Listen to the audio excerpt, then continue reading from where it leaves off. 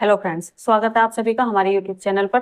तो देखिए, जो एमए पॉलिटिकल साइंस वाली सीरीज है, उस सीरीज में हमारे जो प्रमुख दार्शनिक चल रहे हैं वो है प्लेटो। ठीक है, प्लेटो को हम डिस्कस कर रहे हैं।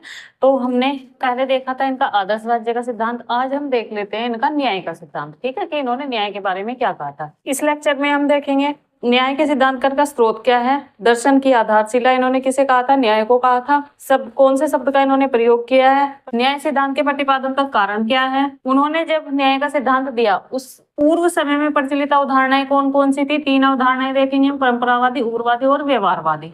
उसके बाद फिर प्लेटो के अवधारणा देखेंगे। फिर उन्होंने न्याय के कितने प्रकार बताए हैं ये देखेंगे। उसके बाद विशेषताएं देखेंगे और फिर आलोचनाएं देखेंगे। ठीक है, तो इस तरीके से हमारा पूरा लेक्चर चलना है ये। तो चलिए स्टार्ट करते हैं। तो देखिए, जो प्लेटो का न्याय का सिद्धांत है उसका स्रोत क्या है, रिपब्लिक। हमें याद रखना है, आदर्श राज्य का सिद्धांत भी इन्होंने रिपब्लिक में ही दिया था, और अपना जो न्याय का सिद्धांत है, न्याय का सिद्धांत का भी स्रोत इनका क्या है, रिपब्लिक है। फिर न्याय को, जो ये न्याय का सिद्धांत है, ये इनके पूरे दर्शन की आधारशिला है। मतलब हम जितना भी इनका दर्शन देखेंगे, जितने भी इनके सिद्धांत देखेंगे, सभी सिद्धांतों में हमें ये वाला सिद्धांत मिलना ही है, न्याय का सिद्धांत मिलना ही है। ठीक है, दर्शन की आधारशिला है इनकी।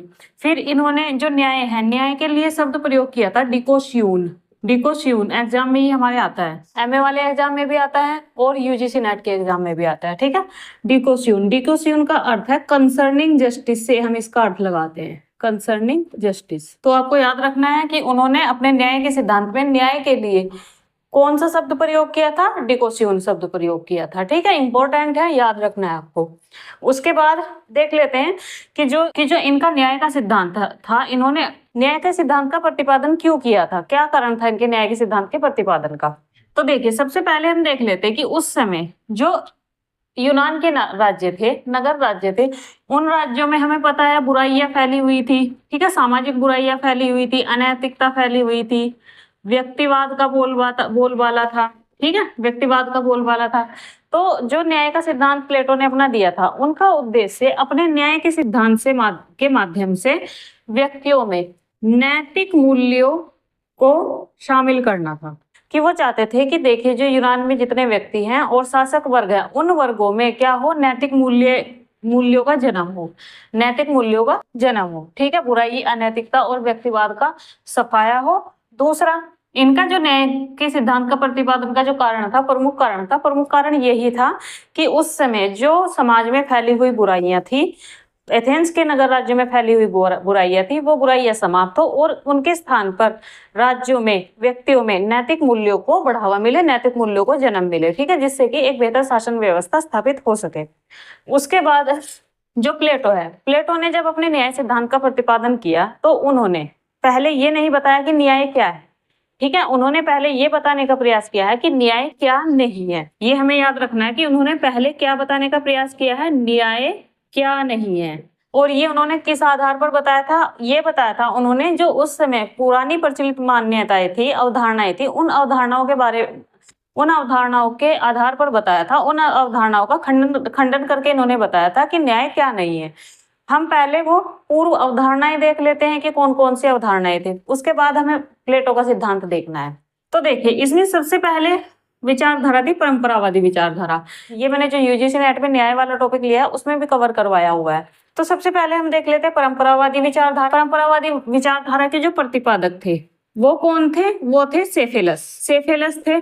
और इनका कहना था कि देखिए, सत्य बोलना और दूसरों का ऋण चुकाना ही न्याय है। उसके बाद सेफेलस का पुत्र था पोलीमार्कस। उसका कहना था कि देखिए, न्याय प्रत्येक व्यक्ति को वह देने में है जो उसके लिए उचित है। जो परंपरावादी अवधारणा थी, ध्यान से समझ लेता है, इससे क्वेश्चन आते हैं। जो परंपरावादी अवधारणा थी, परंपरावादी अवधारणा के प्रतिपादक कौन थे, सेफेलस। और इनका क्या कहना था कि देखिए, न्याय क्या है, न्याय सत्य बोलना, कि आप सच बोलिए और दूसरों का ऋण चुका दीजिए। ठीक है, किसी का पैसा अपने पास मत रखिए, दूसरों का ऋण अपने पास मत रखिए, यही क्या होगा, यही न्याय होगा। फिर उनका पुत्र आया, उनके पुत्र ने कहा कि देखिए, न्याय क्या है, न्याय प्रत्येक व्यक्ति को वह देने में है जो उसके लिए उचित है। उनका मानना था कि देखिए, अगर कोई हमारा शत्रु है तो उसके साथ शत्रुता का व्यवहार करने में न्याय है, अगर कोई हमारा मित्र है तो उसके साथ मित्र का व्यवहार करने में न्याय है। इससे यही एक अवधारणा निकलती है कि मित्र के साथ मित्रता और शत्रु के साथ शत्रुता, यही क्या है, यही न्याय है। अब देखिए इस विचारधारा का खंडन किया है किसने, प्लेटो ने। खंडन किन आधारों पर किया है, उनका पहला आधार था कि देखिए सबसे पहले तो कौन शत्रु है और कौन मित्र है ये पहचानना मुश्किल है। भाई देखिए जो व्यक्ति हमें सामने से दिख रहा है कि ये हमारा मित्र है, हो सकता है अंदर ही अंदर उसके दिमाग में पता नहीं क्या चल रहा हो हमारे प्रति। जरूरी थोड़ा ही ना है कि जो व्यक्ति हमें दिखाई दे रहा है कि ये हमारा मित्र है वो हमारा मित्र ही हो, वो अंदर ही अंदर हमारा शत्रु भी हो सकता है। तो जो आप कह रहे हो कि शत्रु के साथ शत्रुता का व्यवहार किया जाए और मित्र के साथ मित्रता का व्यवहार किया जाए, ये तो फिर पॉसिबल ही नहीं है। क्योंकि जब आप पहचान ही नहीं पाओगे कि कौन व्यक्ति शत्रु है कौन मित्र है, तो कैसे आप न्याय कर पाओगे। फिर कुछ लोग होते हैं जो सामने से दिखा देते हैं कि वो हमारे शत्रु है, लेकिन कुछ लोग ऐसे भी होते हैं समाज में जो कि सामने से नहीं दिखाते कि हमारे शत्रु है, लेकिन पीठ पीछे वो सारे वही काम करते हैं जो कि हमारे लिए हानिकारक हो। तो इसी आधार पर उनका कहना था कि देखिए आप ये पहचान नहीं पाओगे कि कौन शत्रु है कौन मित्र है, न्याय इस आधार पर न्याय नहीं दिया जा सकता। दूसरा कि आप कह रहे हो कि शत्रु के साथ शत्रुता करने में न्याय है, तो देखिए न्याय का जो अर्थ है, न्याय का अर्थ प्रत्येक व्यक्ति के स्तर को ऊंचा उठाना है, ठीक है, किसी को नीचा गिराना नहीं है। अगर आप शत्रु के साथ शत्रुता कर रहे हो तो उसे आप किस स्थिति में पहुंचा रहे हो, उसे आप हीनतम स्थिति में पहुंचा रहे हो। और किसी भी व्यक्ति को उसकी हीनतम स्थिति में पहुंचाना, ठीक है, जहां वो है उससे नीचे उसे ले जाना, वो क्या है, वो न्याय नहीं है, वो अन्याय है। दो आधार पर हो गया। अब तीसरे आधार पर इन्होंने खंडन किया। तीसरा इन्होंने कहा था कि देखिए जो न्याय है, न्याय कला नहीं है बल्कि ये आत्मा का गुण है और ये हमेशा अच्छाई की ओर बढ़ता है। उनका कहना था कि देखिए जो आप कह रहे हो कि जो न्याय है, न्याय मित्र के साथ मित्रता करने में, शत्रु के साथ शत्रुता करने में, या सत्य बोलना, दूसरों का ऋण चुकाना, तो ये हो गई, ये तो एक तरह से आप वैसी बातें बता रहे हो कि न्याय जो है न्याय कला के आधार पर किया जाए, ठीक है, कि न्याय एक कला है, उस कला में आपको ये सीखना है कि किस व्यक्ति के साथ आपको मित्रता रखनी है, किस व्यक्ति के साथ आपको शत्रुता रखनी है। इस आधार पर उनका कहना था कि जो न्याय है, न्याय कला नहीं है बल्कि ये आत्मा का गुण है, ये आपकी आत्मा के अंदर होता है। ये नहीं देखता कि कौन मेरा शत्रु है कौन मेरा मित्र है। अगर कहीं मेरे शत्रु के साथ अन्याय हो रहा हो तो मेरा ये फर्ज बनता है कि मैं उस चीज के खिलाफ आवाज उठाऊं, ठीक है। मेरी आत्मा मुझे ये कह देती है, आत्मा बता देती है कि ये काम गलत हो रहा है, चाहे और फिर वो काम चाहे शत्रु के साथ गलत हो रहा हो चाहे मित्र के साथ गलत हो रहा हो, जो गलत है वो गलत है। इसलिए उन्होंने कहा था कि जो न्याय है वो कला नहीं है बल्कि आत्मा का गुण है और ये हमेशा व्यक्ति को अच्छाई की ओर आगे बढ़ाता है। ये कभी भी व्यक्ति को पीछे नहीं लेके जाता है या बुराई की ओर नहीं लेके जाता है, ये हमेशा व्यक्ति को अच्छाई की ओर आगे बढ़ाता है। ठीक, देखिए तीन हमने परंपरावादी सिद्धांत के आधार देखे हैं जो उन्होंने खंडन किया था। फोर्थ आधार पर एक चौथा आधार है। चौथे आधार पर उन्होंने कहा था कि देखिए मित्र या कोई शत्रु है या किसी के साथ भलाई करनी है या बुराई करनी है, ये सब विचार कैसे हैं? ये सब विचार व्यक्तिवादी विचार हैं। कैसे विचार है? व्यक्तिवादी विचार है। जबकि जो न्याय की अवधारणा है वो कैसा है? वो सामाजिक सिद्धांत पर आधारित है। आप ये नहीं कह सकते कि पूरा समाज मेरा मित्र है, आप ये भी नहीं कह सकते कि पूरा समाज मेरा शत्रु है। आपका मित्र या शत्रु कोई एक व्यक्ति हो सकता है, ठीक है, उसके साथ जैसे आपको नीति अपनानी है वो आपकी इच्छा है, ठीक है। लेकिन जो न्याय का विचार है, न्याय का विचार कैसा है? न्याय का विचार सामाजिक सिद्धांत पर आधारित है कि न्याय किसी व्यक्ति से संबंधित नहीं है, ये पूरे समाज से संबंधित है। पूरे समाज के साथ आप कैसा आचरण कर रहे हो, कैसा व्यवहार कर रहे हो, वो न्याय है। ठीक, तो देखिए ये हमने देखे हैं परंपरावादी विचारधारा के चार आधार, जिन आधारों पर उन्होंने परंपरावादी सिद्धांत का खंडन किया है। ठीक है, उग्रवादी विचारधारा के जो प्रतिपादक हैं वो कौन थे? वो थे थ्रेसिमेकस। थ्रेसिमेकस उग्रवादी विचारधारा के प्रतिपादक थे और इनका मानना था कि जो न्याय है, न्याय शक्तिशाली का हित है। न्याय किसका हित है? शक्तिशाली का हित है। थ्रेसिमेकस इस विचारधारा के प्रतिपादक थे। इसका अर्थ क्या हुआ? इसका अर्थ हुआ जिसकी लाठी उसकी भैंस। ठीक है, हम अपनी जो कहावतें हैं अपनी कहावतों से समझ सकते हैं, उससे हम ज्यादा बेहतर तरीके से समझ सकेंगे। जिसकी लाठी उसकी भैंस, कि जिसके पास शक्ति है, न्याय उसी का ही है। ये तो कोई एक मान्य विचारधारा नहीं हुई है, क्योंकि भाई न्याय की जरूरत तो सभी को है, न्याय तो सभी के साथ में होना चाहिए। जरूरी थोड़ा ही ना है कि न्याय जो है न्याय केवल शक्तिशाली के लिए ही हो। ठीक है, जो उच्च वर्ग है, उच्च वर्ग के लिए ही न्याय उपलब्ध हो, ये तो कोई सही बात नहीं है। बल्कि न्याय की जो आवश्यकता है वो तो हर वर्ग को होती है, प्रत्येक वर्ग को न्याय मिलना चाहिए। तो फिर इस विचारधारा का उन्होंने खंडन किया। किन आधारों पर किया, वो आधार हम देख लेते हैं। सबसे पहले देखते हैं पहला आधार कि देखिए जो व्यक्ति है, व्यक्ति का जो सच्चा सुख है वो कर्तव्य पालन में है। ठीक है, कि वो अपने कर्तव्यों का पालन करे, न कि स्वार्थ पूर्ति में, न कि केवल अपने बारे में सोचे। दूसरा, जो शासक होता है वो एक सच्चा कलाकार होता है और वो पूरे समाज का हित, समाज के हितों का ध्यान रखता है, सारे समाज के हितों का पोषक और सेवक। थर्ड, जो न्यायी व्यक्ति होता है वो अन्यायी की तुलना में ज्यादा बुद्धिमान होता है और वह अपने कर्तव्यों की पूर्ति करके सर्वोच्च आनंद प्राप्त करता है। जो थ्रेसिमेकस की अवधारणा थी कि न्याय शक्तिशाली का हित है, इस अवधारणा का उन्होंने खंडन किया। किन आधारों पर किया कि देखिए जो व्यक्ति है, व्यक्ति को जो सच्चा सुख मिलेगा वो अपने कर्तव्य पालन में मिलेगा। ठीक है, कि वो अपने कर्तव्यों का, उसके जो कर्तव्य हैं उन कर्तव्यों को वो कितने बेहतर तरीके से निभा पा रहा है। ठीक है, उन कर्तव्यों को निभाने में उसको सच्चा सुख है, ना कि अपने स्वार्थ की पूर्ति में, ना कि ये स्वार्थ पूर्ति करे कि केवल मेरा हित होना चाहिए, मुझे सारी चीजें मिलनी चाहिए। ठीक है, हर एक चीज में मेरा हित होना चाहिए, मेरा अधिकार होना चाहिए। इस चीज में व्यक्ति को सुख नहीं मिलता है, बल्कि सुख किस चीज में मिलता है कि जो उसको समाज में कर्तव्य दिए हैं, काम करने के लिए दिए गए हैं, वो उन कामों को पूर्ण रूप से कर सके। ठीक है, और जबकि जो आपने बताया कि शक्तिशाली का हित है, ये क्या है, ये स्वार्थ पूर्ति का एक माध्यम है, ये आपने स्वार्थ पूर्ति के आधार पर बताया है। फिर जो शासक है, शासक ऐसा नहीं हो सकता कि शासक केवल अपने हितों का ध्यान रखे, केवल वो ये सोचे कि बस मेरा हित होना चाहिए, दूसरे सारे भाड़ में जाए। ठीक है, जो शासक है, शासक को एक सच्चे कलाकार की तरह अपना कार्य करना होता है और वह पूरा जो समाज होगा, सारा समाज जो होगा, ठीक है, उस समाज के हितों का पोषक होता है। ठीक है, कि उसे सिर्फ अपने हितों का ध्यान नहीं रखना होता, उसे ये ध्यान रखना होता है कि मेरे समाज में, मेरे साम्राज्य में जितने लोग हैं सभी लोगों के हित पूर्ति हो। ठीक है, और वह उनके सेवक की तरह होता है, उनके सेवक की तरह वो काम करता है। तीसरे आधार पर उन्होंने खंडन किया कि देखिए जो न्यायी व्यक्ति है, न्यायी व्यक्ति अन्यायी व्यक्ति की तुलना में ज्यादा अच्छे होते हैं, ज्यादा बेहतर होते हैं। यहाँ आप जो शक्तिशाली बता रहे हो, शक्तिशाली व्यक्ति न्यायी व्यक्ति नहीं है, वो एक अन्यायी व्यक्ति है जो केवल अपना ही हित देख रहा है। तो इसलिए उन्होंने कहा था कि जो न्यायी व्यक्ति है, न्यायी व्यक्ति अन्यायी की तुलना में अधिक बुद्धिमान होते हैं और वो अपने कर्तव्यों की पूर्ति करके सर्वोच्च आनंद को प्राप्त करते हैं। ठीक है, सबसे उच्च आनंद को वो प्राप्त करते हैं। तो ये दूसरे आधार पर उन्होंने खंडन किया। फिर थर्ड आ जाता है न्याय का व्यवहारवादी सिद्धांत।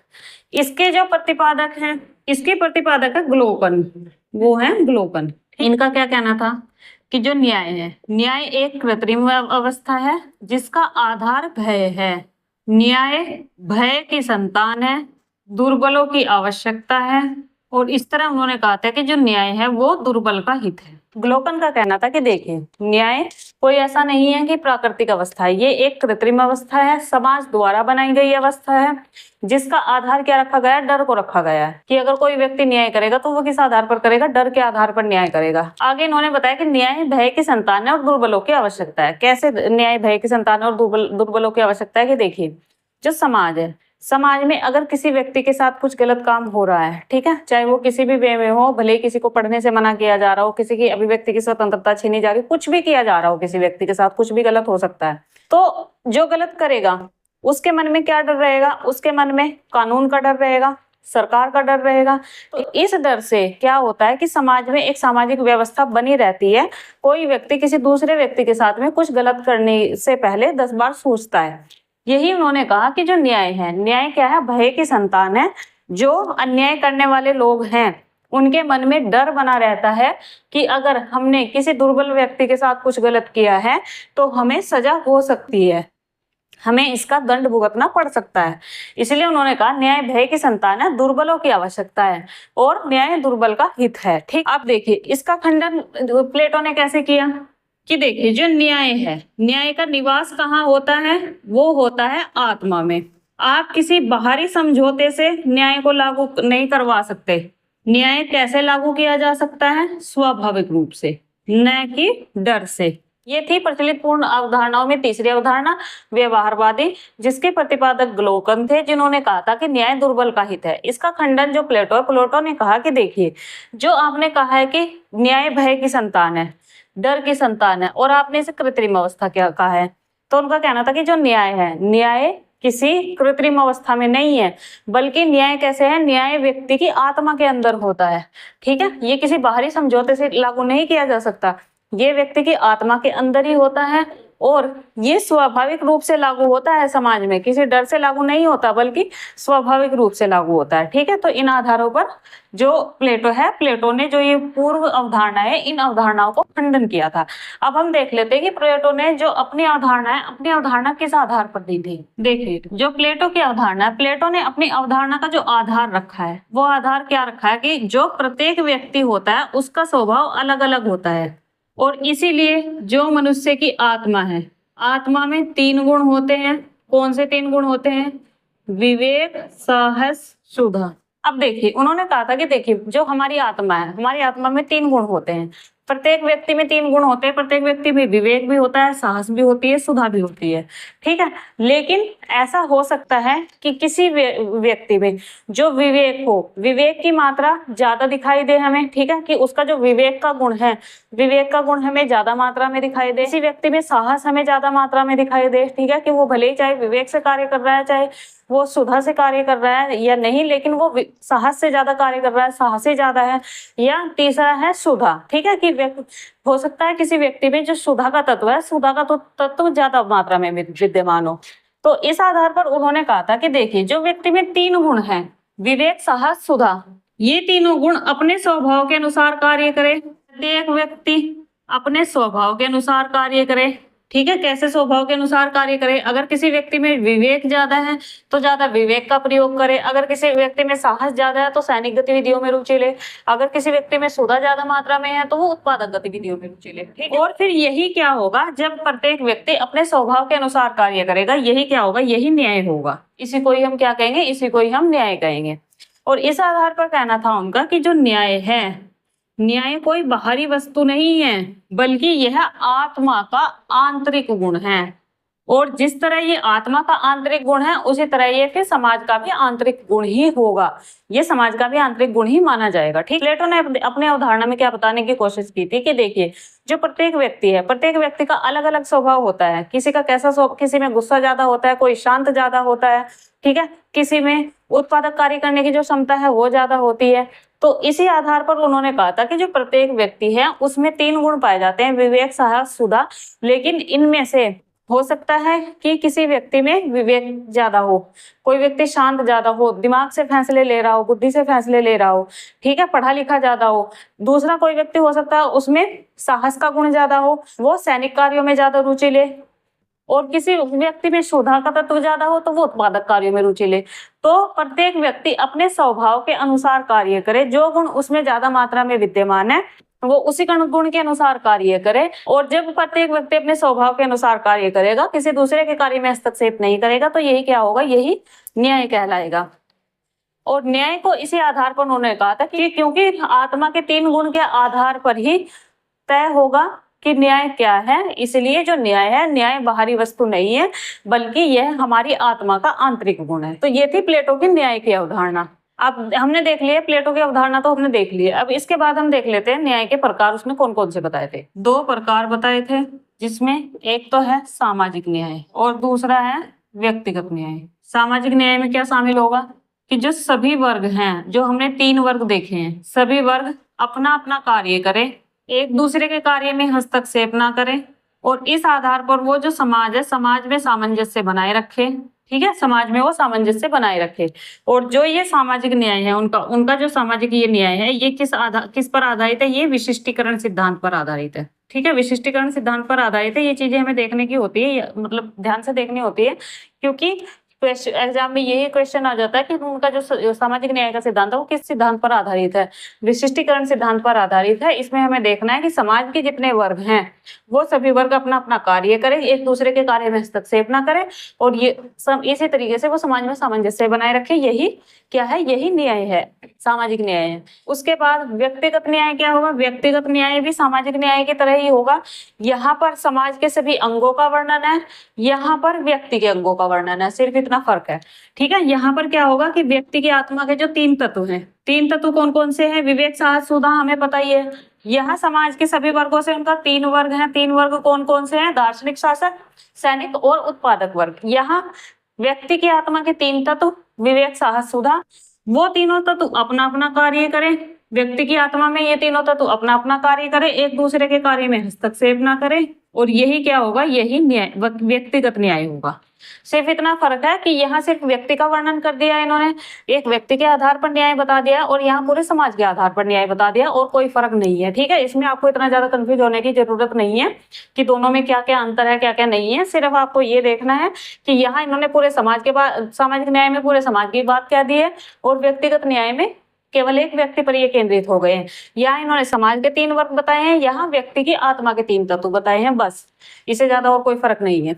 और इसमें उनका कहना था कि जो वैयक्तिक न्याय है, व्यक्तिगत न्याय है, ये व्यक्ति को क्या बनाता है, सामाजिक बनाता है। ठीक है, इससे व्यक्ति क्या बनता है, सामाजिक बनता है। उसे समाज में पता होता है कि उसे समाज में कैसे रहना है, क्या करना है, क्या नहीं करना है। ये व्यक्तिगत न्याय व्यक्ति को सामाजिक बनाता है। तो ये हमने देख लिया न्याय के प्रकार। अब हम देख लेते हैं जो इनका न्याय का सिद्धांत है, इस पूरे सिद्धांत में विशेषताएं क्या क्या हैं, मोटे मोटे तौर पर देखेंगे। ठीक है, ज्यादा डीपली नहीं जाएंगे, क्योंकि विशेषताएं आपको सारे सिद्धांतों में लगभग एक जैसी मिलेगी। ठीक है, तो इसलिए आपको सारे सिद्धांतों में जब पढ़ेंगे, जब बार बार सारे सिद्धांत इनके पढ़ेंगे, तो आपको विशेषताएं वैसे भी याद हो जाएंगी। और वैसे तो मैं कह रही हूँ कि अगर आप ध्यान से सारी चीजें देखें, तो ध्यान से देखने पर ही, अगर आप सिद्धांत को ध्यान से पढ़ लें, तो विशेषताएं आपको अपने आप याद हो जाएंगी, अपने आप पता चल जाएगा कि क्या क्या विशेषताएं हैं। ठीक है, लेकिन फिर भी मैं आपको कवर करा दे रही हूँ। अब देखिए 10 विशेषताएं हैं इस सिद्धांत की, एक एक करके हम देख लेते हैं क्या क्या विशेषताएं हैं। सबसे पहली तो विशिष्टीकरण का सिद्धांत। विशिष्टीकरण का सिद्धांत कैसे होगा कि देखिए, उसने सभी के कार्य, सभी वर्गों के कार्य बांट दिए हैं। ठीक है, सभी वर्गों को अलग अलग कार्य दे दिया है, और उन कार्यों में ही बोल दिया है कि आप अपने अपने कार्य करें, एक दूसरे के कार्यों में हस्तक्षेप ना करें। ठीक है, अपने अपने कार्यों में ही आप विशिष्टता प्राप्त करने की कोशिश करें। ठीक, तो ये हो गया विशिष्टीकरण का सिद्धांत। दूसरा अहस्तक्षेप का सिद्धांत। अहस्तक्षेप का सिद्धांत आपको पता ही है कि केवल अपने कार्य करें, अपने काम से मतलब रखिए, दूसरों के काम से मतलब ना रखिए, बीच में टांग अड़ाने वाला काम मत कीजिए। ठीक है, केवल अपने काम से मतलब रखिए, हस्तक्षेप ना करिए दूसरे के काम में। ठीक है, दूसरे वर्ग के कामों में हस्तक्षेप ना करें। तीसरा है सामंजस्य व एकता का सिद्धांत। ठीक है, कि जो तीनों वर्ग हैं, समाज के जो तीनों वर्ग हैं, वो आपस में सामंजस्य बनाकर, एक रहकर अपने कर्तव्यों का पालन करें। उसके बाद प्रकार इन्होंने बताए, प्रकार भी विशेषताएं 2 प्रकार बताए हैं, अभी हमने देख लिए हैं, सामाजिक न्याय और व्यक्तिगत न्याय। फिर व्यक्तिवाद का विरोधी, उन्होंने ये कहा था कि जो न्याय का सिद्धांत है, न्याय का सिद्धांत हमारा समाज के लिए है, केवल एक व्यक्ति के लिए नहीं है। जो हमने पहले ही जो विचारधारा थी, पॉलीमार्कस की जो विचारधारा का खंडन किया था, उसमें उन्होंने कहा था कि शत्रु और मित्र ये सब किसका प्रतिनिधित्व करते हैं, व्यक्ति का प्रतिनिधित्व करते हैं। जबकि जो न्याय का सिद्धांत है, न्याय का सिद्धांत क्या व्यक्ति का प्रतिनिधित्व नहीं करता, वो पूरे समाज का प्रतिनिधित्व करता है, इसलिए व्यक्तिवाद का विरोधी है। फिर सहायक और अनिवार्य साधन, इन्होंने अपने सिद्धांत में 2 साधन बताए हैं। जो साधन कौन कौन से हैं, शिक्षा और साम्यवाद। उनका कहना था कि देखिए, अगर आपको न्याय लाना है, अगर आपको न्याय की प्राप्ति करनी है, तो उसके लिए आपको समाज में शिक्षा का भी प्रसार करना होगा, और आपको साम्यवाद का भी प्रसार करना होगा। ठीक है, शिक्षा का सिद्धांत अभी हम देखेंगे इनका आगे, उसके बाद साम्यवाद का सिद्धांत देखेंगे, और वही आपको पता चलेगा कि शिक्षा और साम्यवाद न्याय के लिए कैसे उपयोगी होंगे। फिर दार्शनिक शासक की इन्होंने अवधारणा दी थी। इनका कहना था कि देखिए, जो न्याय है, न्याय की प्राप्ति के लिए जो शासक है, शासक का विवेकी होना आवश्यक है, निस्वार्थी होना आवश्यक है, शासक कर्तव्य परायण होना चाहिए। ठीक है, इसलिए इसमें इन्होंने किसकी अवधारणा दी थी, दार्शनिक शासक की। अगर शासक में ये गुण होगा, तो राज्य में जो न्याय है, न्याय की प्राप्ति संभव हो पाएगी। फिर मनोवैज्ञानिक दृष्टिकोण।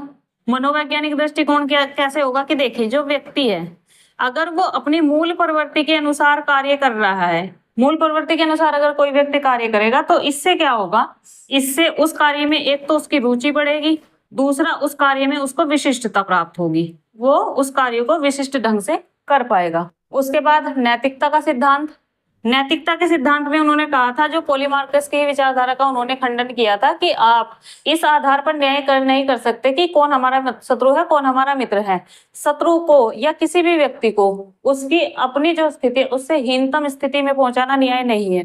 यही से पता चलता है कि जो इनका सिद्धांत है ये सिद्धांत कैसा है, नैतिकता का सिद्धांत है। ये सिद्धांत जो है नैतिकता का सिद्धांत है, ये बुराई का बदला भलाई से लेने की सीख देता है। ठीक है। फिर आदर्श राज्य का रक्षक, उनका कहना था कि देखिए जो न्याय है, न्याय आदर्श राज्य में तब भी विद्यमान होता है जबकि राज्य के जो तीनों अंग हैं वो कमजोर पड़ जाएं।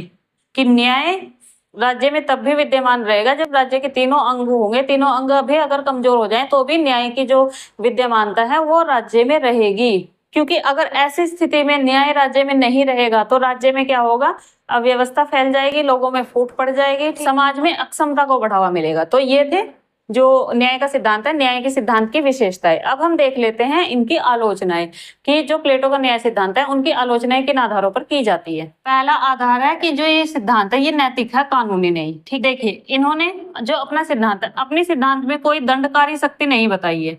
क्योंकि समाज है, समाज में अच्छी प्रवृत्ति वाले व्यक्ति भी होते हैं, बुरी प्रवृत्ति वाले भी व्यक्ति होते हैं। जरूरी नहीं है कि हर एक व्यक्ति आपकी बात को माने, जरूरी नहीं कि हर व्यक्ति दार्शनिक शासक की बात को माने या न्याय के सिद्धांतों का पालन करे। तो जो व्यक्ति न्याय के सिद्धांतों का पालन नहीं करेगा उस व्यक्ति को क्या दंड दिया जाएगा ये उन्होंने नहीं बताया। दूसरा, कर्तव्यों पर अधिक बल। ठीक है, कि उन्होंने पूरे समाज के कर्तव्य तो निर्धारित कर दिए हैं कि कौन व्यक्ति क्या कर्तव्य करेगा, लेकिन अगर समाज में अपने अधिकारों को लेकर लड़ाई होने लगे तब क्या व्यवस्था होगी नहीं पता। भाई समाज के सदस्य जब अपने कर्तव्यों का पालन कर रहे हैं तो वो अपने अधिकारों की भी तो मांग करेंगे। हो सकता है कि किसी समय पर आकर उनमें अधिकारों को लेकर आपसे संघर्ष होना शुरू हो जाए। उस संघर्ष की स्थिति से कैसे निपटा जाएगा ये उन्होंने नहीं बताया है। फिर व्यक्तित्व विकास में बाधक, ये हमने कल भी देखा था।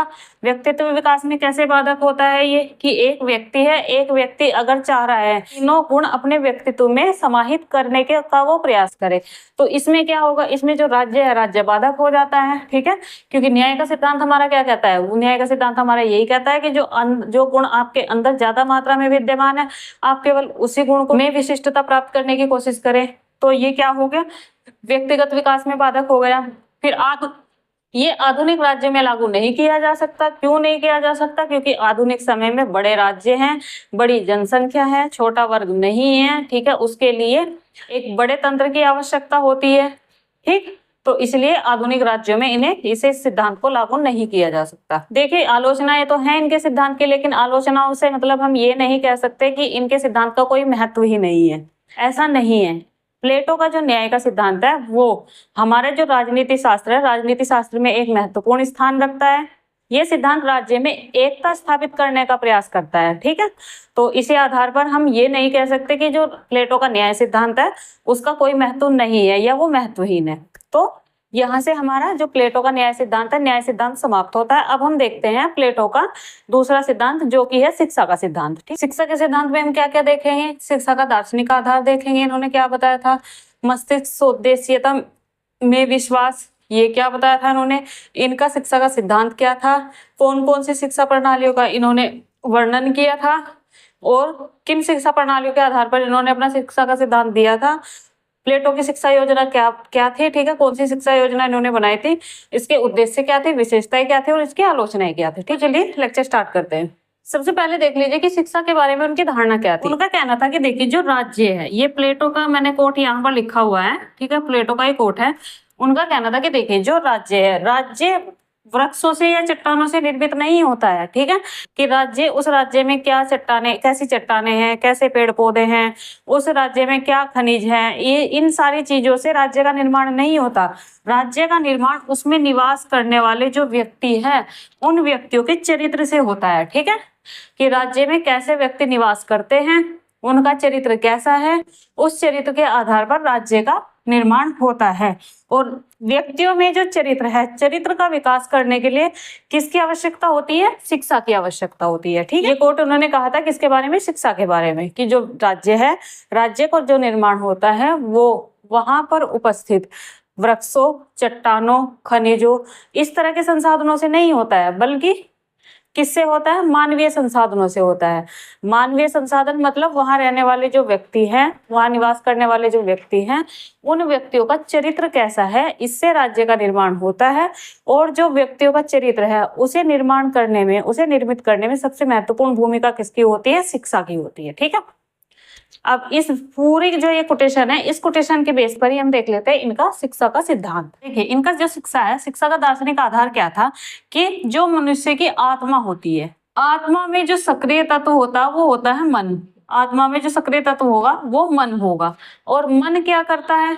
मन जो पर्यावरण है, ठीक है, पर्यावरण मतलब आसपास की जो हमारी चीजें हैं उनमें हर एक चीज की तरफ आकर्षित होता है। ठीक है, प्रत्येक वस्तु की ओर व्यक्ति का मन आकर्षित होता है। अब ऐसे में जो शिक्षक है, शिक्षक का क्या कार्य होता है कि वो क्या करे? जो व्यक्ति के मन की जो सक्रिय आध्यात्मिक शक्ति है, जो सक्रिय शक्ति है, यानी कि जो व्यक्ति का मन है, चाहे आप सक्रिय शक्ति लिख लीजिए यहाँ पे, चाहे आप इसे मन लिख लीजिए, व्यक्ति के मन को वह सौंदर्य वाली चीजों की तरफ आकर्षित करे। ठीक है, आकर्षक चीजों की तरफ ले जाए। और इसमें जो आकर्षक चीज उन्होंने बताई है वो बताइए ज्ञान की प्राप्ति, कि अध्यापक क्या करे, शिक्षक क्या करे, उन चीजों की ओर व्यक्ति का मन लेकर जाए जो कि उसे किसी तरह का ज्ञान प्राप्त करा रही हो। दार्शनिक आधार इन्होंने बताया, दर्शन के आधार पर इन्होंने अपने सिद्धांत बताया, शिक्षा का सिद्धांत, कि देखिए जो व्यक्ति की आत्मा है वो सक्रिय होती है, उनमें जो मन है, मन बहुत सारी चीजों की तरफ आकर्षित होता रहता है, अपने पर्यावरण की प्रत्येक वस्तु की तरफ मन आकर्षित होता है। ठीक है, और ऐसे में जो शिक्षक है, शिक्षक का कार्य हो जाता है कि वो जो व्यक्ति की सक्रिय शक्ति है, जो उसका मन है, उसे उन चीजों की तरफ लेकर जाए जो कि ज्यादा आकर्षित करने वाली है। ठीक है, और इन वस्तुओं में उन्होंने सबसे महत्वपूर्ण वस्तु किसे माना था? ज्ञान की प्राप्ति को माना था, शिक्षा को माना था। देखिए, पहले तो हमने देख लिया कि जो अध्यापक है, अध्यापक का क्या कार्य होता है? व्यक्ति को ज्ञान की ओर ले जाना। इसमें दूसरा हम क्या देखते हैं कि देखिए, जो आत्मा है, आत्मा को सतत रूप से सक्रिय करने हेतु, ठीक है, कि जो हमारी आत्मा लगातार सक्रिय रहे। ठीक है, इसके लिए हमें किस चीज की आवश्यकता होती है? ज्ञान की आवश्यकता होती है। और ज्ञान हमारे लिए किस तरीके से आवश्यक है? जैसे व्यक्ति के शरीर के लिए भोजन की आवश्यकता होती है, वैसे ही आत्मा के लिए ज्ञान की आवश्यकता होती है। फिर उन्होंने कहा था कि देखिए, जब तक आत्मा का अस्तित्व है, जब तक व्यक्ति की आत्मा है, उसे सतत रूप से उसका जो भोज्य पदार्थ है, क्या भोज्य पदार्थ है? ज्ञान, वो ज्ञान प्रदान करना चाहिए, किया जाना चाहिए। ठीक है, कि व्यक्ति को लगातार अपना ज्ञान वृद्धि करने के प्रयास किए जाने चाहिए, लगातार व्यक्ति अपने ज्ञान में वृद्धि करने का प्रयास करे। और इसे उन्होंने क्या कहा था? एक सतत चलने वाली प्रक्रिया कहा था, कि ये कभी खत्म होने वाली प्रक्रिया नहीं है, ये लगातार चलने वाली प्रक्रिया होनी चाहिए, जब तक कि व्यक्ति की जो आत्मा है, आत्मा व्यक्ति की समाप्त ना हो जाए, व्यक्ति का अस्तित्व समाप्त ना हो जाए। फिर इसमें उन्होंने कहा था कि जो युवावस्था है, युवावस्था में तो जो ज्ञान है, जो शिक्षा है, वो व्यक्ति की भावनाओं को संतुलित करने पर बल देती है। ठीक है, व्यक्ति की भावनाओं को संतुलित करती है। और जो प्रौढ़ावस्था है, प्रौढ़ावस्था में व्यक्ति को शिक्षा वैज्ञानिक ज्ञान प्रदान करती है। फिर इसके बाद की जो अवस्था है, ठीक है, प्रौढ़ावस्था के जो बाद की अवस्था है, इसमें व्यक्ति को क्या? दर्शन का ज्ञान प्राप्त करना चाहिए। ठीक है, दर्शन का ज्ञान प्राप्त क्यों करना चाहिए? जिससे कि व्यक्ति को ज्ञान हो कि उसका अंतिम लक्ष्य क्या है, अंतिम लक्ष्य समझने के लिए। सबसे पहले तो ये था कि जो शिक्षक है, शिक्षक का ये कर्तव्य है कि व्यक्ति को वह उस वस्तु की ओर लेकर जाए जो कि सबसे ज्यादा आकर्षित होती है। और इसमें उन्होंने किसे बताया था? ज्ञान को बताया था। ठीक है, कि ज्ञान को, कि जो अध्यापक है, अध्यापक व्यक्ति को ज्ञान वृद्धि की ओर लेकर जाए। ठीक है, जिससे कि उसके ज्ञान में वृद्धि हो। दूसरा उन्होंने बताया कि जो आत्मा है, आत्मा एक सतत प्रक्रिया है। ठीक है, आत्मा ऐसी प्रक्रिया है जो सतत रूप से, लगातार रूप से होती रहती है। और इसके लिए उसे किसकी आवश्यकता होती है? भोज्य पदार्थ की आवश्यकता होती है। कैसे भोज्य पदार्थ की आवश्यकता होती है? कि जैसे हम हैं, मानव शरीर है, मानव शरीर के लिए, मानव शरीर लगातार ठीक तरीके से काम करता रहे, लगातार चलता रहे, उसके लिए किस चीज की जरूरत होती है? हमें खाने की जरूरत होती है। इसी तरह से उन्होंने कहा था कि जो आत्मा है, आत्मा को लगातार चलाने के लिए आपको किसकी जरूरत होगी? ज्ञान की जरूरत होगी। ठीक है, और इसे ही उन्होंने आगे कहा था कि जो ज्ञान है, जो शिक्षा है, शिक्षा लगातार चलने वाली प्रक्रिया, ये कोई रुकने वाली प्रक्रिया नहीं है। आप जो ज्ञान है, जो शिक्षा है वो जीवन भर लगातार आप प्राप्त कर सकते हैं। ठीक है, उसके बाद उन्होंने कहा था कि देखिए जो युवावस्था है, युवावस्था में तो शिक्षा क्या करती है कि मनुष्य की जो भावनाएं हैं उन भावनाओं को संतुलित करने का प्रयास करती है।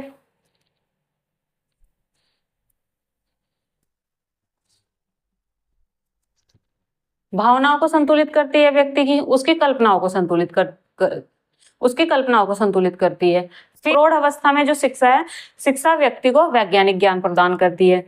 उसके बाद की जो अवस्था है, उसके बाद की अवस्था में जो व्यक्ति है, व्यक्ति क्या करे, व्यक्ति दर्शन का अध्ययन करे कि इस तरीके से जब बाद में व्यक्ति अध्ययन करेगा, दर्शन का अध्ययन करेगा, तो दर्शन के अध्ययन से उसे प्रत्येक शास्त्र के पारस्परिक संबंधों का ज्ञान होगा, और जब पारस्परिक संबंधों का उसे ज्ञान हो जाएगा तो उसे जो शिक्षा है, शिक्षा अंतिम लक्ष्य कि मनुष्य के शरीर का अंतिम लक्ष्य क्या है, मनुष्य की आत्मा का अंतिम लक्ष्य क्या है, यह समझने की बुद्धि प्रदान करती है। इसी के अंदर ही, ठीक है, ये जो मस्तिष्क सोद्देश्यता है ये दार्शनिक आधार में ही आता है। ठीक, मस्तिष्क सोद्देश्यता में विश्वास, ये भी देख लेते हैं उन्होंने क्या कहा था। उनका कहना था कि देखिए जो व्यक्ति का मस्तिष्क है, दिमाग है, वो हमेशा एक उद्देश्य की ओर बढ़ता है, और जो मस्तिष्क है ये उन्हीं चीजों को जानने का प्रयास करता है जिनके कुछ उद्देश्य हों, कि जिन वस्तुओं के कुछ उद्देश्य हों, उन्हीं वस्तुओं को जानने का प्रयास करता है व्यक्ति का मस्तिष्क। और इसी के साथ उन्होंने कहा था कि देखिए जो शिक्षा है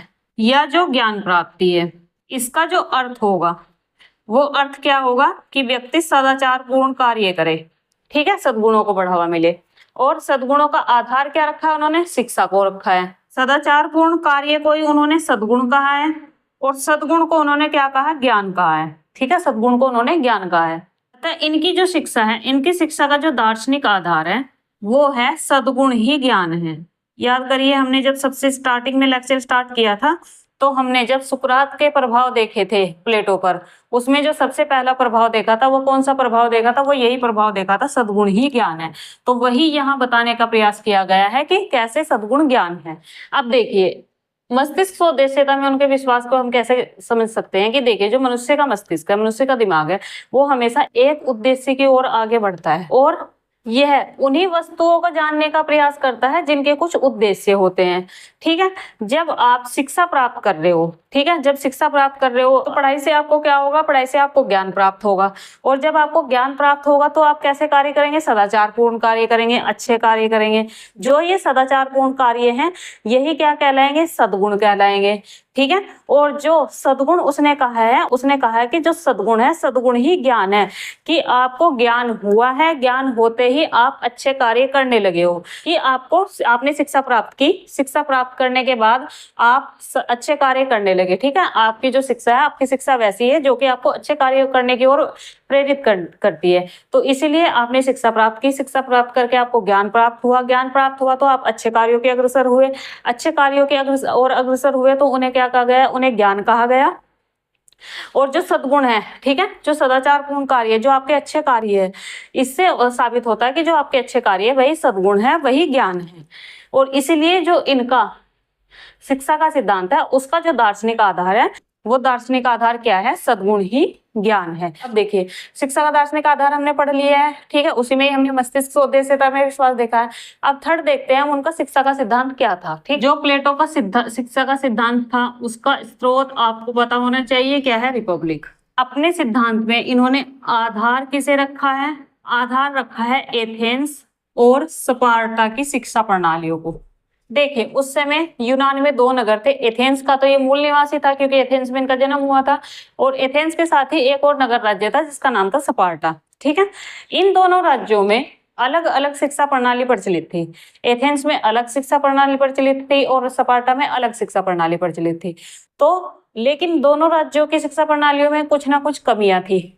तो जो प्लेटो है, प्लेटो ने दोनों राज्यों में की शिक्षा प्रणालियों को उठाया, उनकी जो कमियां हैं उन कमियों को दूर करके उन दोनों शिक्षा प्रणालियों को उन्होंने एक किया, और आदर्श राज्य के लिए कैसी शिक्षा व्यवस्था होनी चाहिए ये सिद्धांत उन्होंने दिया। ठीक है, तो सबसे पहले हम देख लेते हैं कि उस समय इन्होंने जो एथेंस की शिक्षा व्यवस्था है और स्पार्टा की शिक्षा व्यवस्था है जो इन्होंने अपने सिद्धांत में ली थी, इन दोनों राज्यों में कैसे कैसे शिक्षा व्यवस्था थी, इन दोनों नगरों में किस तरीके से शिक्षा व्यवस्था कार्यरत थी, वो देख लेते हैं पहले। ठीक है, तो देखिए जो एथेंस की शिक्षा व्यवस्था थी, यहाँ पर सबसे पहले तो हम क्या देखते हैं कि जो शिक्षा व्यवस्था है वो परिवार के द्वारा दी जाती थी, उस पर परिवार का पूर्ण नियंत्रण था। इसमें जो परिवार है, परिवार ही ये निश्चित किया जाता था कि व्यक्ति को क्या शिक्षा दी जाएगी, क्यों दी जाएगी, कैसे दी जाएगी। ठीक है, ये सारे जो कार्य होते थे, ये सारे कार्य परिवार के होते थे, राज्य इनमें कोई हस्तक्षेप नहीं करता था। दूसरा, यहाँ पर जो स्त्री पुरुष शिक्षा है उसमें भेद होता था। पुरुष जो वर्ग है उसे सैनिक शिक्षा मुख्य रूप से दी जाती थी, और जो स्त्री वर्ग को घरेलू शिक्षा मुख्य रूप से दी जाती थी।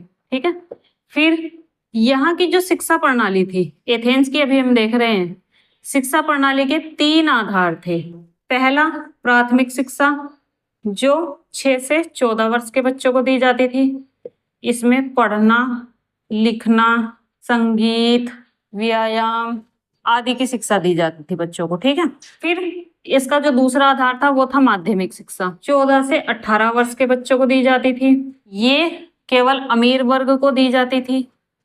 ठीक है, अमीर वर्ग ही माध्यमिक शिक्षा प्राप्त कर सकता था। क्यों? क्योंकि इसमें धन अधिक खर्च होता था। इसमें अलंकार शास्त्र, भाषण, राजनीति आदि की शिक्षा दी जाती थी। फिर जो थर्ड था सैनिक शिक्षा। ये 18 से 20 वर्ष के बच्चों को दी जाती थी, केवल 2 वर्ष के लिए होती थी, और ये शिक्षा पूर्ण रूप से राज्य द्वारा प्रदान की जाती थी। और जब व्यक्ति सैनिक शिक्षा में दक्ष हो जाता था तो ही उसे नागरिक अधिकार प्रदान किए जाते थे। ठीक है, और जो युवक होते थे उस समय, एथेंस के जो युवक होते थे उनके लिए ये शिक्षा अनिवार्य थी। सैनिक शिक्षा उन्हें अनिवार्य रूप से प्राप्त करनी होती थी। अब देखिए, ये जो शिक्षा है इसका एक गुण क्या था कि इससे व्यक्ति का मानसिक, शारीरिक और चारित्रिक तीनों विकास हो जाते थे। इसका दोष क्या था कि जो शिक्षा है वो परिवार द्वारा प्रदान की जा रही है। ये शिक्षा राज्य आवश्यकताओं की प्रकृति के अनुकूल नहीं थी। कारण क्या था? राज्य का शिक्षा में कोई हस्तक्षेप नहीं होता था। राज्य नहीं बताता था कि आपको कैसी शिक्षा प्राप्त करनी है, कैसे शिक्षा प्राप्त नहीं है करनी है।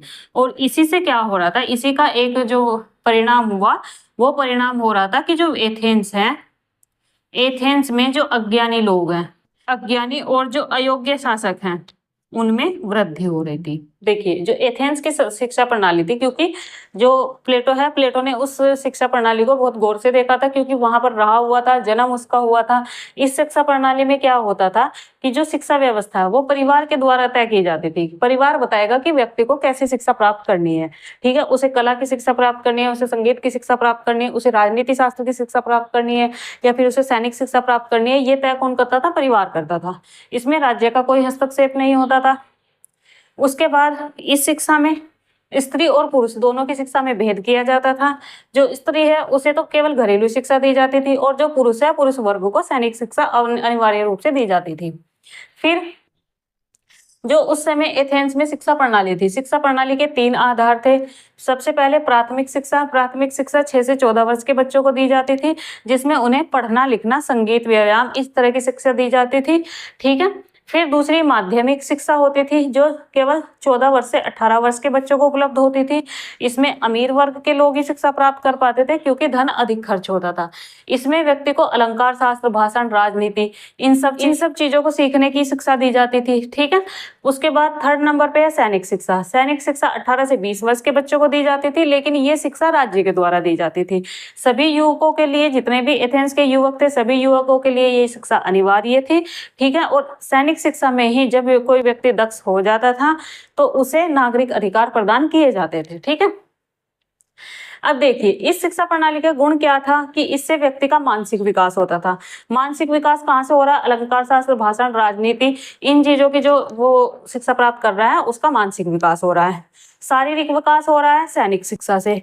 चारित्रिक विकास हो रहा है, जो यहाँ पे वो पढ़ लिख रहा है, संगीत, व्यायाम आदि की शिक्षा प्राप्त कर रहा है, यहाँ से उसका चरित्र के विकास हो रहा है। ठीक है, इसका दोष क्या था? दोष उन्होंने बताया था कि देखिए, जो शिक्षा है, शिक्षा किसके द्वारा दी जा रही है? परिवार के द्वारा दी जा रही है। अब परिवार को ये नहीं पता कि राज्य के लिए क्या चीज आवश्यक है, बच्चों को क्या चीज सिखानी है, क्या चीज नहीं सिखानी है। ये किसे पता होता है? ये राज्य को पता होता है।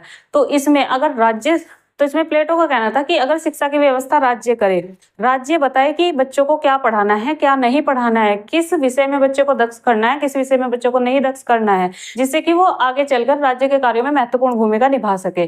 तो ये एक क्या था, ये एक उसका दोस्त था, प्रणाली का दोस्त था कि शिक्षा परिवार द्वारा दी जा रही थी, राज्य द्वारा नहीं दी जा रही थी। और इसीलिए क्या हो रहा था, इसीलिए एथेंस में अयोग्य और अज्ञानी शासकों का शासन बढ़ता जा रहा था। ठीक, फिर दूसरी हम देख लेते हैं स्पार्टा की शिक्षा व्यवस्था। स्पार्टा की शिक्षा व्यवस्था कैसी थी? ये पूरी तरीके से राज्य केंद्रित थी। ठीक है, राज्य का इस पर पूर्ण नियंत्रण था। दूसरा, इस शिक्षा में जो सैनिक शिक्षा होती थी उस पर विशेष बल दिया जाता था। जो बच्चे थे 7 वर्ष की आयु तक तो वो अपनी माँ के पास रहते थे, उसके बाद पूर्ण रूप से राज्य का नियंत्रण होता था। फिर राज्य क्या करता था, बच्चों की प्रतिभा, योग्यता, उनकी रुचि के अनुसार वो बच्चों को शिक्षा देता था। जो राज्य के नागरिक होते थे उन्हें 20 वर्ष की आयु में विवाह की अनुमति होती थी। और ये विवाह कैसा होता था, गुप्त और अनैतिक संबंध पर आधारित। वहां की सामाजिक व्यवस्था कैसी थी? जो वहां के सभी व्यक्ति थे वो भोजन सामूहिक भोजनालयों में करते थे, अमीर गरीब में भेद नहीं करते थे।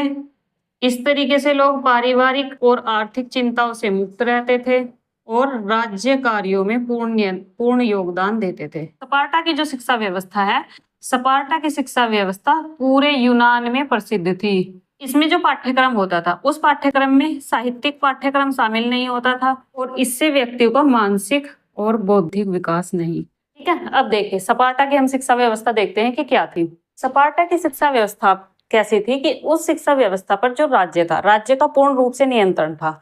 ठीक है, बच्चों को कैसी शिक्षा दी जाएगी, कैसी शिक्षा नहीं दी जाएगी, किस विषय में शिक्षा दी जाएगी, किस विषय की कितनी शिक्षा दी जाएगी, ये सब किसके नियंत्रण में था? राज्य के नियंत्रण में था। तो राज्य में क्या कार्य होता था कि राज्य में जब कोई बच्चा जन्म लेता था, जन्म से लेकर 7 वर्ष की आयु तक बच्चा अपनी माँ के पास रहता था।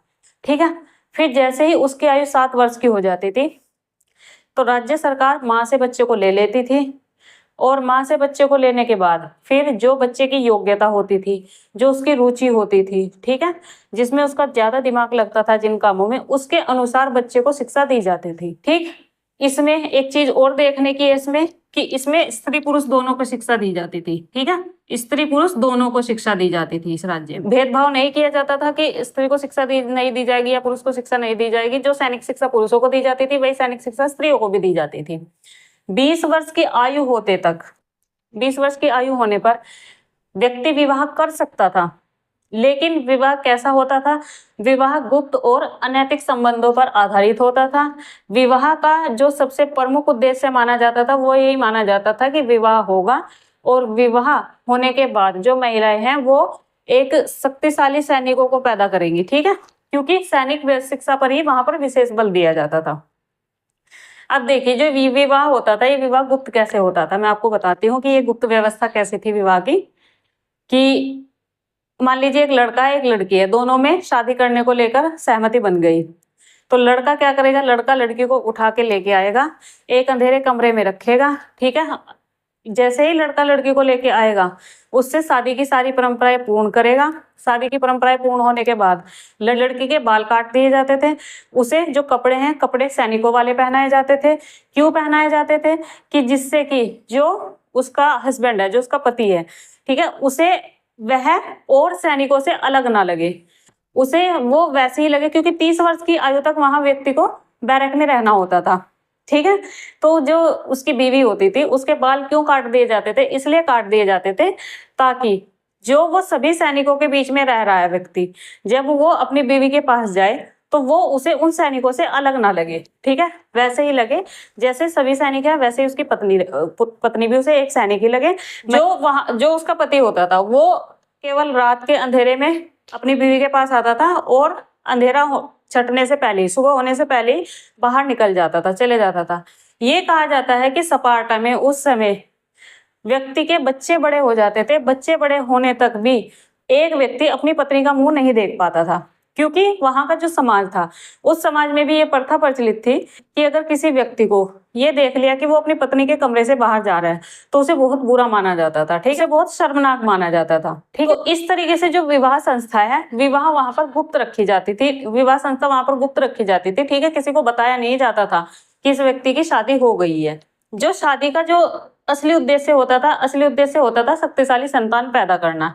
अब अनैतिक संबंध पर आधारित वहां पर विवाह कैसे थे कि अगर देखिए, अगर कोई एक व्यक्ति है, उसकी पत्नी किसी कारणवश मां नहीं बन पा रही है, तो जो वो उसका पति है, उसके पति को अपनी सहमति से किसी दूसरे व्यक्ति के साथ में अपनी पत्नी से संबंध बनाने पर मजबूर किया जाता था, जोर दिया जाता था, जिससे कि उसकी पत्नी जो है वो समाज के लिए, वो राज्य के लिए शक्तिशाली सैनिक पैदा कर सके, ठीक है। इसलिए कहा जाता है कि वहां पर यहीं से ही जो प्लेटो का साम्यवाद का सिद्धांत है वो यहीं से ही निकला है, ठीक है। पत्नियों का साम्यवाद जो उन्होंने बताया है, हम आगे साम्यवाद सिद्धांत में पढ़ेंगे, आप यहाँ समझ लीजिए, यहीं से ही उनका पत्नियों का साम्यवाद का सिद्धांत निकला है कि कोई व्यक्ति है, अगर उसकी पत्नी प्रेग्नेंट नहीं हो पा रही है तो उस व्यक्ति को किसी दूसरे व्यक्ति को अपनी सहमति देनी होती थी, जिससे कि उसकी बीवी प्रेग्नेंट हो और राज्य के लिए शक्तिशाली संतान पैदा कर सके, ठीक।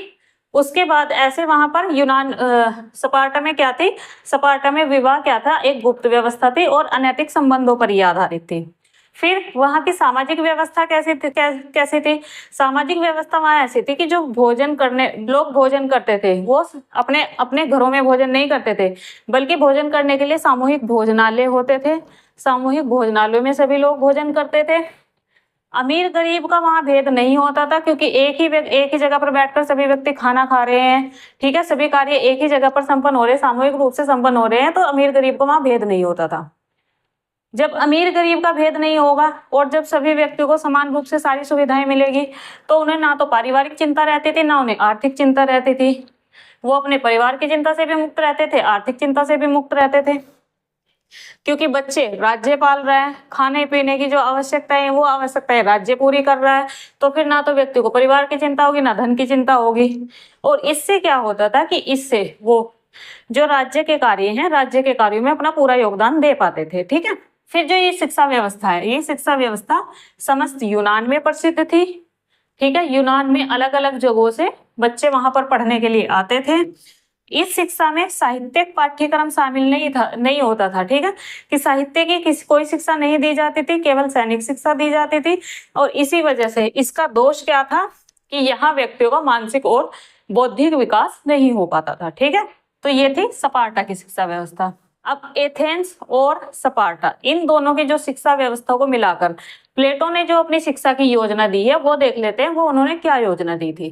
प्लेटो की जो शिक्षा व्यवस्था थी वो एथेंस और जो स्पार्टा दोनों नगर थे उनका मिला जुला रूप थी। इसमें एक महत्वपूर्ण तथ्य हमें देखना है कि इसमें जो शिक्षा व्यवस्था उन्होंने कही थी वो दी थी, शिक्षा व्यवस्था केवल 2 वर्गों के लिए थी। कौन कौन सा? एक तो दार्शनिक वर्ग और दूसरा सैनिक वर्ग, उत्पादक वर्ग इससे बाहर था।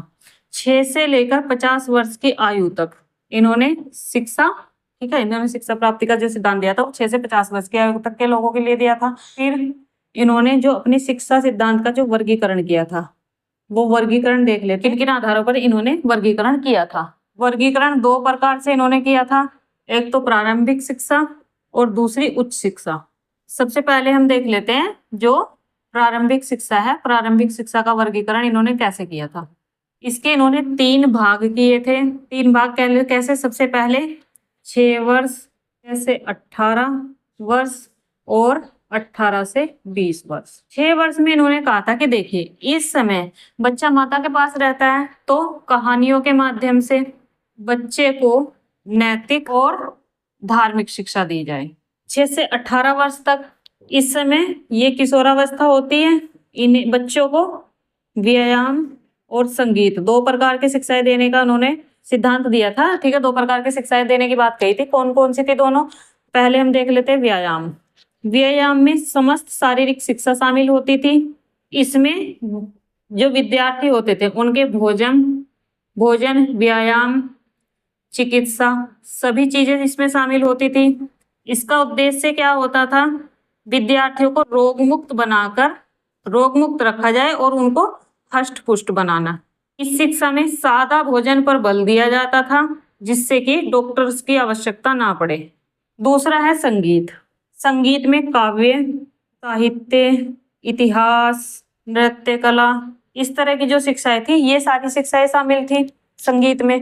केवल अकेला संगीत ही शामिल नहीं था, सारी शिक्षाएं शामिल थी। जो उनका कहना था कि जो संगीत है, संगीत मन को इस तरीके से साधता है जैसे कि व्यायाम शरीर को साधता है, कि जैसे जो व्यायाम है वो शरीर के लिए अच्छा है, वैसे ही जो संगीत है वो मन के लिए अच्छा है। उन्होंने उसी संगीत का समर्थन किया है जो कि व्यक्ति में न्याय परायणता, न्याय से संबंधित, ठीक है, न्याय का भाव भरे। अब साहित्य में इन्होंने कैसे साहित्य को शामिल किया है? जो व्यक्ति में उज्जवल गुणों का विकास करे, अच्छे गुणों का जो विकास करे। और इन्होंने इसे क्या कहा? इन्होंने इसे कहा सत साहित्य। सत साहित्य। कविता, किस तरह की कविताएं पढ़ने का इन्होंने समर्थन किया है? कि जो देव मंत्र हैं और जो यशस्वी लोग हैं, ठीक है, जो पुराने योद्धा लोग हैं, उनकी प्रशस्तियां, ये आपको पढ़नी है। नाटक पर इन्होंने रोक लगाने की बात कही है। जो इन्होंने अपनी शिक्षा व्यवस्था दी थी, अपनी शिक्षा व्यवस्था में इन्होंने सबसे पहले हमें देखना है कि जो इनकी शिक्षा व्यवस्था है वो स्पार्टा शिक्षा प्रणाली और जो एथेंस की जो शिक्षा प्रणाली है, दोनों का मिला जुला रूप है। शिक्षा की व्यवस्था है, शिक्षा की व्यवस्था इन्होंने दार्शनिक वर्ग के लिए भी की थी, सैनिक वर्ग के लिए भी की थी। उसके बाद स्त्री और पुरुष, स्त्री पुरुष दोनों को समान शिक्षा की इन्होंने बात कही थी, ठीक है। इन्होंने जो शिक्षा व्यवस्था दी है वो 6 वर्ष की आयु से लेकर 50 वर्ष की आयु तक की शिक्षा व्यवस्था की बात कही है, ठीक है। शिक्षा का इन्होंने जो अपना सिद्धांत दिया था उसका वर्गीकरण इन्होंने 2 प्रकार से किया था, एक तो प्रारंभिक शिक्षा और दूसरी उच्च शिक्षा। प्रारंभिक शिक्षा के इन्होंने 3 भाग बताए हैं, एक तो 6 वर्ष तक की शिक्षा, फिर 6 से 18 वर्ष तक की शिक्षा, फिर 18 से 20 वर्ष तक की शिक्षा। जो 6 वर्ष तक की शिक्षा होगी वो कहानियों के माध्यम से बच्चों को दी जाएगी, ठीक है। इससे बच्चे क्या होंगे? नैतिक और धार्मिक शिक्षा प्राप्त करेंगे। दूसरा, जो 6 से 18 वर्ष तक की शिक्षा होगी ये किशोर बच्चों को दी जाएगी, ठीक है। और इसमें 2 प्रकार की शिक्षाएं हैं, एक तो व्यायाम और दूसरा संगीत। व्यायाम में उन्होंने शामिल किया है कि व्यायाम में समस्त शारीरिक शिक्षा बच्चों को दी जाएगी, ठीक है। सभी क्रियाओं की, शारीरिक संबंधी जितनी क्रियाएं हैं सभी क्रियाओं की बच्चों को शिक्षा दी जाएगी। भोजन, व्यायाम, चिकित्सा सब उन्हें उपलब्ध कराया जाएगा। इसका उद्देश्य होगा कि जो बच्चे हैं, बच्चे शारीरिक शिक्षा इस तरीके से प्राप्त करें कि वो रोग मुक्त रहे और उनका जो शरीर है वो हष्ट पुष्ट रहे, ठीक है। बच्चों को सादा भोजन देने पर बल दिया जाता था। उनका मानना था कि अगर बच्चे सादा जो भोजन करेंगे तो उन्हें डॉक्टर की आवश्यकता नहीं होगी और शरीर उनका अच्छा शक्तिशाली बनेगा, ठीक है। दूसरी शिक्षा उन्होंने संगीत की शिक्षा कहा है। संगीत की शिक्षा में उन्होंने काव्य, साहित्य, इतिहास, नृत्य कला, इस तरह की सभी शिक्षाओं को शामिल किया है। उनका कहना था कि देखिए जो संगीत है, संगीत व्यक्ति के मन को उसी प्रकार साधता है जिस प्रकार जो व्यायाम है, व्यायाम शरीर को साधता है। कि जिस तरह व्यायाम हमारे शरीर को स्वस्थ रखता है उसी तरीके से संगीत हमारे मन को स्वस्थ रखता है, ठीक है। फिर उन्होंने उसी तरह की संगीत शिक्षा का समर्थन किया था जो व्यक्ति में न्याय परायणता का भाव भरे, जो व्यक्ति को अच्छे मार्ग पर ले जाए, न्याय के मार्ग पर ले जाए। साहित्य में उन्होंने केवल उस साहित्य का, हमने इनके आदर्श राज्य के सिद्धांत में पढ़ा था कि इन्होंने कला और साहित्य पर रोक लगाई थी, लेकिन कला और साहित्य के केवल उस भाग पर इन्होंने रोक लगाई थी जो समाज का विघटनकारी तत्व था, ठीक है, जो समाज को विघटन करने की ओर ले जा रहा था। यहाँ इन्होंने वही बताया कि जो साहित्य है वैसा साहित्य पढ़ाया जाए जो बच्चों में उज्जवल गुणों का विकास करे, ठीक है। और ऐसे साहित्य को उन्होंने सत साहित्य कहा है। कविता की बच्चों को ऐसी कविताएं पढ़ाई जाए जो या तो देव मंत्र हो, ठीक है, और दूसरे या यशस्वी जो राजा हैं या जो यशस्वी योद्धा हुए हैं उन योद्धाओं की प्रशस्तियां हो। फिर नाटक पर इन्होंने पूर्ण रूप से रोक लगाई है। फिर जो 18 से 20 वर्ष की आयु है, इस आयु में इन्होंने सैनिक शिक्षा पर बल दिया है। सैनिक शिक्षा दी जाए, उसमें साहस, अनुशासन और आत्मनियंत्रण, इन गुणों में वृद्धि की जाए। और जब 18 से 20 वर्ष तक की आयु में, मतलब 20 वर्ष की आयु तक बच्चा शिक्षा प्राप्त कर लेगा तो ये राज्य स्तर की शिक्षा प्राप्त करने के योग्य हो जाएगा। तीनों हमने देख ली है। प्रारंभिक शिक्षा में 18 से 20 वर्ष की आयु में सैनिक शिक्षा बच्चों को दी जाएगी, ठीक है, जिससे कि बच्चों में साहस, अनुशासन और आत्मनियंत्रण में वृद्धि हो। 20 वर्ष की आयु तक जब बच्चा शिक्षा प्राप्त कर लेगा तो वो जो राज्य स्तर की शिक्षा है, राज्य स्तर की शिक्षा प्राप्त करने के लिए तैयार हो जाएगा। तो ये तो हमने राज्य स्तर की शिक्षा, हमने किसे कहा है, उच्च शिक्षा को कहा है। तो ये तो हमने देख लिया सारा प्रारंभिक शिक्षा का सिद्धांत उनका। अब देखते हैं उच्च शिक्षा के बारे में उन्होंने क्या कहा। उच्च स्तरीय शिक्षा, इसके भी उन्होंने 2 स्तर बताए हैं। कौन कौन से? एक तो 20 से 30 वर्ष की आयु, दूसरा 30 से 35। 20 से 30 वर्ष की आयु में बच्चे कैसे शिक्षा प्राप्त करेंगे? अंक गणित, रेखा गणित, स्वर विद्या, ठीक है, इन विषयों पर बच्चे शिक्षा प्राप्त करेंगे। जो ये विषय हैं, इन विषयों के वैज्ञानिक अध्ययन पर बल दिया जाएगा। इसका कारण क्या है कि इससे मानव आचरण का विकास होता है। सबसे ज्यादा महत्व इन्होंने किसे दिया है? अंक गणित को दिया है इसमें। 30 से 35 वर्ष में जब बच्चा वैज्ञानिक शिक्षा प्राप्त कर लेगा तो फिर परीक्षा का आयोजन होगा। इस परीक्षा में जो अभ्यर्थी सफल होंगे, द्वंद्व व दर्शन की शिक्षा, द्वंद्व की शिक्षा को उन्होंने अंक गणित से भी बढ़कर माना है। द्वंद्व क्या होता है? अब देख लेते हैं हम उच्च स्तरीय शिक्षा के बारे में उनका क्या कहना था। उच्च स्तरीय शिक्षा को के उन्होंने 2 स्तर निर्धारित किए हैं, एक तो 20 से 30 वर्ष की आयु में और दूसरे 30 से 35 वर्ष की आयु में। जो 20 से 30 वर्ष की आयु है, इस आयु में उन्होंने अंक गणित, ज्यामिति, रेखा गणित और स्वर विद्या, इस तरह के अध्ययनों पर बल दिया है। और इन पर बल देने का उसका प्रमुख कारण क्या था कि ये जो विषय हैं, इन विषयों के अध्ययन से व्यक्ति में वैज्ञानिक विकास, सोच का विकास होता है, ठीक है। वैज्ञानिक अध्ययन पर उन्होंने बल दिया था। इन विषयों के अध्ययन से जो व्यक्ति है, व्यक्ति में वैज्ञानिक सोच का विकास होता है और इससे मानव के आचरण का भी विकास होता है, ठीक है, मानव आचरण अच्छा बनता है इससे। और इसमें उन्होंने जो सबसे ज्यादा महत्व दिया, सबसे ज्यादा महत्व उन्होंने अंक गणित की शिक्षा को दिया था। फिर दूसरी थी 30 से 35 वर्ष की आयु में जो शिक्षा थी, वो थी वैज्ञानिक शिक्षा।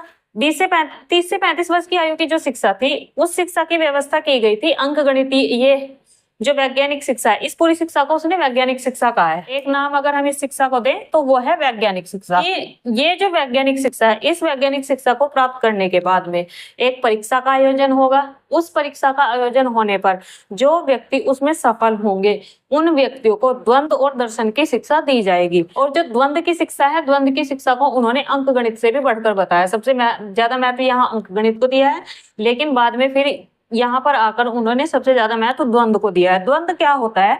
द्वंद्व एक ऐसा तरीका होता है, ऐसी तकनीक होती है जिसमें सत्य तक पहुंचने के लिए वाद विवाद, विरोधी विचारों का टकराव और तर्क का उपयोग किया जाता है। जैसे मैं हूँ, मेरे सामने कोई बैठा है और हमने कोई एक टॉपिक ऐसा ले लिया जिसके हमें सत्य तक पहुंचना है, तो मैं दूसरे व्यक्ति के साथ वाद विवाद करूंगी, वाद विवाद होगा तो हम दोनों के जो विचार हैं, उन विचारों में आपस में टकराव होगा। और जब विचारों में आपस में टकराव होगा तो उन टकराव के फलस्वरूप एक कोई ऐसा निष्कर्ष निकल के आएगा जो तर्क के आधार पर सही होगा। यही क्या होगा? यही द्वंद्व होगा, द्वंद्वात्मक पद्धति होगी, ठीक है। द्वंद्व क्या है? द्वंद्व सत्य तक पहुंचने के लिए वाद विवाद, विरोधी विचारों का टकराव और तर्क का उपयोग है, ठीक है। और इसे उन्होंने अंक गणित से भी बढ़कर बताया था। तो ये हो गई 30 से 35 वर्ष तक की आयु की शिक्षा। अब 35 वर्ष के आयु के बाद जो ये व्यक्ति हैं, ये व्यक्ति जब सफल हो जाएंगे, 30 से 35 वर्ष की आयु तक के व्यक्ति, फिर 15 वर्षों तक वो क्या करेंगे? वो जीवन को जिएंगे, जीवन संबंधी कठिनाइयां झेलेंगे, देखेंगे कि कैसा जीवन है कैसा नहीं। उनसे शिक्षा प्राप्त करेंगे। इससे उनमें विवेक का ज्ञान हो, उन्हें विवेक की शिक्षा प्राप्त होगी और 50 वर्ष की आयु में दार्शनिक शासक वो बन जाएंगे। तो इस तरीके से हमने देख लिया है कि जो प्लेटो है, प्लेटो ने अपनी पूरी शिक्षा व्यवस्था किस प्रकार दी थी, ठीक है। अब देखिए जो ये शिक्षा व्यवस्था है, इस शिक्षा व्यवस्था के उद्देश्य क्या है? उद्देश्य देख लेते हैं हम। उद्देश्य वही है व्यक्ति का सामाजिक और राजनीतिक विकास, ठीक है। हम उद्देश्य देख लेते हैं। सबसे पहले इनकी शिक्षा का जो सिद्धांत है उसका उद्देश्य था व्यक्ति का सामाजिक और व्यक्तिगत विकास। दूसरा था आदर्श राज्य के निर्माण हेतु संरक्षक वर्ग का प्रतिनिधित्व। तीसरा है ज्ञान को आचरण में उतारने का प्रशिक्षण। तो ये थे उनकी शिक्षा व्यवस्था के उद्देश्य। अब हम देख लेते हैं विशेषताएं कौन कौन सी हैं। ठीक है, अब देख लेते हैं हम प्लेटो की शिक्षा सिद्धांत की विशेषताएं। चरित्र निर्माण पर इन्होंने बल दिया है। हमने शिक्षा का सिद्धांत इनका देखा है, उसमें हमें पता है कि इन्होंने व्यक्तियों के चरित्र निर्माण पर सबसे ज्यादा बल दिया है। दूसरा, शिक्षा को राज्य द्वारा नियंत्रित इन्होंने बताया है। ठीक है, स्त्री पुरुष समान शिक्षा इन्होंने बताई है। ठीक है, स्त्री पुरुषों को समान शिक्षा दी जाए। फिर मानसिक रोग का मानसिक उपचार। ठीक है, मानसिक रोग का मानसिक उपचार कैसे होगा कि देखिए, जो अज्ञानता है, अज्ञानता सभी बुराइयों की जड़ है, और अगर अज्ञानता को मिटाना है तो हमें क्या करना होगा, हमें शिक्षा प्राप्त करनी होगी। ठीक, हमें ज्ञान का प्रसार करना होगा। फिर सर्वांगीण विकास पर बल हमने देखा है कि जो शिक्षा व्यवस्था प्लेटो की थी उसमें उसने शारीरिक, मानसिक और आध्यात्मिक तीनों विकास पर बल दिया है। ठीक है, उसके बाद सीखने की प्रक्रिया सरल से जटिल की ओर, सरल से जटिल की ओर हमने देखी है कि कहानियों के माध्यम से हमने अपनी शिक्षा व्यवस्था शुरू की है, और कहानियों के माध्यम से चलते चलते पहले हमने संगीत की शिक्षा प्राप्त की, व्यायाम की शिक्षा प्राप्त की, उसके बाद फिर हमने वैज्ञानिक शिक्षा प्राप्त की, द्वंद्व की शिक्षा प्राप्त की, और उसके बाद हमने मानवीय जो जीवन है, मानवीय जीवन की कठिनाइयों का अध्ययन किया। तो ये तो हो गई इसकी विशेषताएं। आलोचना क्या है, शिक्षा अभिभावक वर्ग। ये तो हमने देखा है कि उन्होंने अपनी शिक्षा का जो सिद्धांत है उसमें उत्पादक वर्ग जो है उसे बाहर रखा है, केवल सैनिक और दार्शनिक वर्ग है उनको ही शिक्षा प्रदान की है। तो एक तो ये इसका आलोचना का आधार हो गया। दूसरा, कि आप व्यक्ति के जन्म से लेकर लगभग 50 साल की आयु तक कह रहे हो कि वो शिक्षा प्राप्त करे, तो ये एक लंबा और खर्चीला क्रम है। तकनीकी शिक्षा का कोई प्रावधान नहीं देखा हमने। ठीक है, तो एक ये इसकी आलोचना है। फिर स्वतंत्र व्यक्तित्व का विकास नहीं, ये तो आपको सभी में ही दिखेगा, इनके सारे सिद्धांतों में मिलेगा।